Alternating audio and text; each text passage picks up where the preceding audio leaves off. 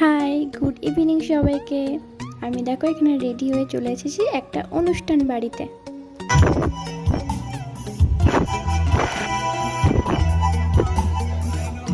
তো দেখলে এখানে ফাংশন হচ্ছিল। তারপরে দেখো ডেকোরেশনটা একটু দেখিয়ে দিচ্ছি। প্লিজ আমার ভিডিওটা ভালো লাগলে একটা লাইক করে দেবেন আর সাবস্ক্রাইব করে পাশে থাকবেন। আর এটা ছিল হচ্ছে একটা পৈতে বাড়ি। আর এখানে ওই ব্রহ্মচারীকে রাখা হয়েছিল। তো এবারে খাবার খেয়ে নিচ্ছি।